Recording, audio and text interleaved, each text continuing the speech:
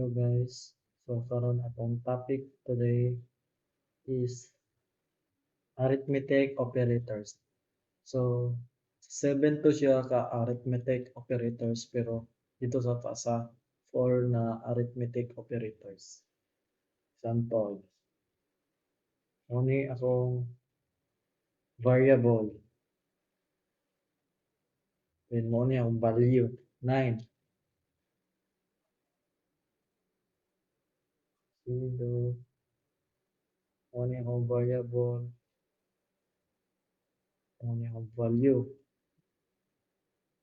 So print string tan plus ay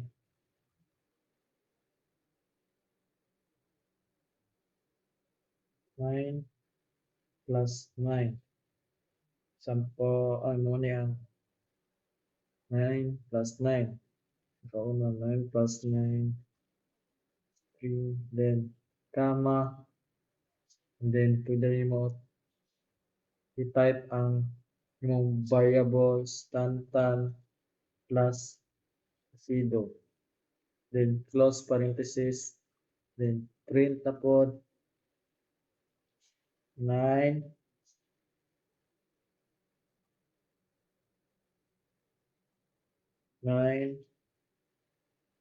minus 9. String, then, call the variables tan minus acido. Then close parenthesis. Print na pod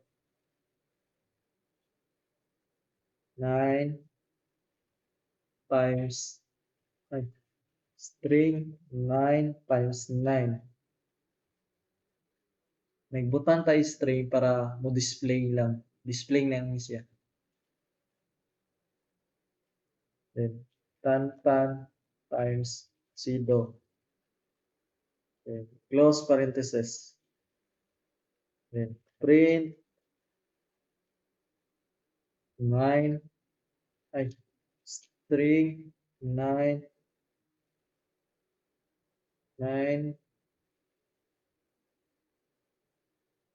divide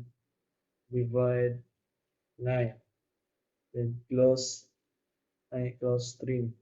Comma tan divide acido. So, nagamit ko kanang 9 times 9. Nagamit ko string 9 plus 9 is para mo display.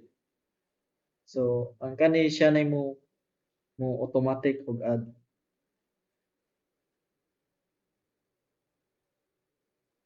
So, ira na to.